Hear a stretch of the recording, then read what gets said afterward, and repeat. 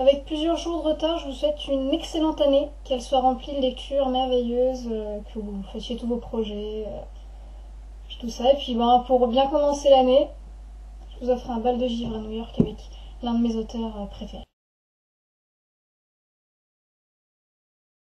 Donc, Bal de givre à New York, publié en 2011, c'est un livre de Fabrice Collin. Fabrice Collin est un auteur français, né en 1972.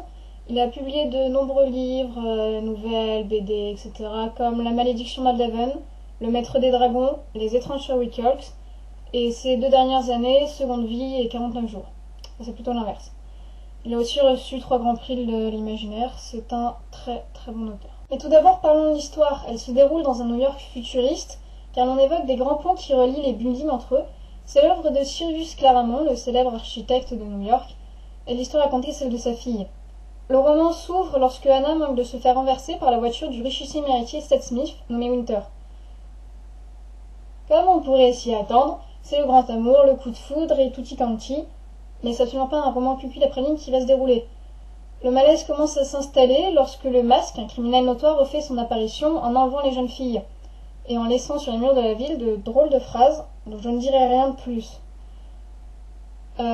Tout va s'accélérer à partir de la seconde moitié du roman, on va dire, jusqu'à atteindre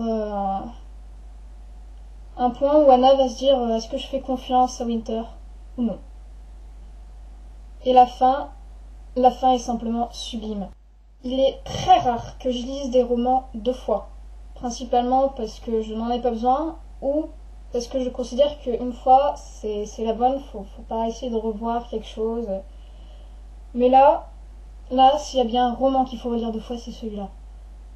La première fois pour se faire totalement surprendre par la fin, qui est complètement inattendue, et la deuxième pour constater que cette fin n'était absolument pas inattendue. Fabrice Collin a mis des indices à travers tout le roman. C'est juste des phrases, mais même parfois des mots.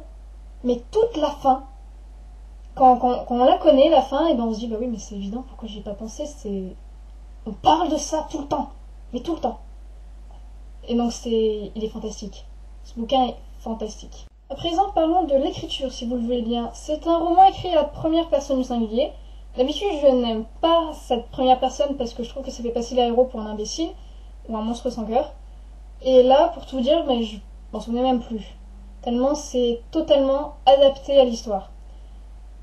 Cette première personne est utilisée quand le héros n'est absolument pas omniscient, ne sait pas ce qui se passe, voit le monde à travers son propre regard, etc.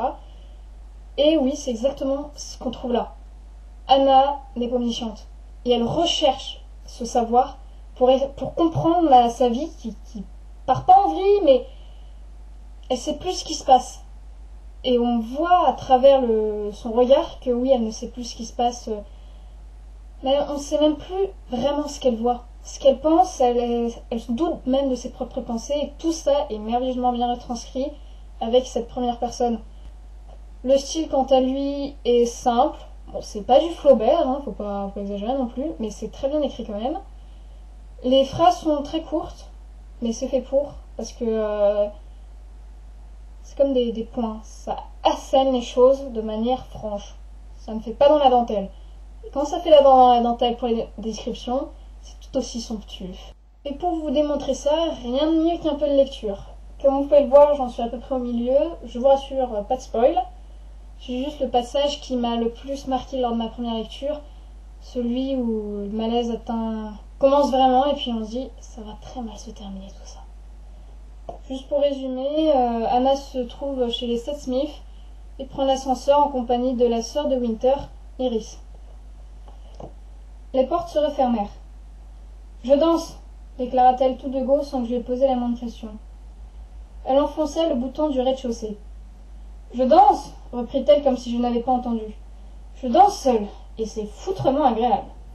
La danse, c'est la vie. » La cabine entama sa descente, et je vis qu'elle passait mon niveau sans s'arrêter. « Oups !» fit Iris. « Pas grave, » la rassurai-je. Elle pouffa, écartant une mèche de son visage. « Tu t'imagines que tu es la première ?»« Pardon ?» Elle toussa dans son poing et désigna le panneau lumineux qui indiquait les étages.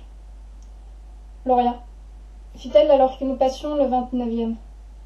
Puis elle resta couette jusqu'à l'étage 22. Héloïse.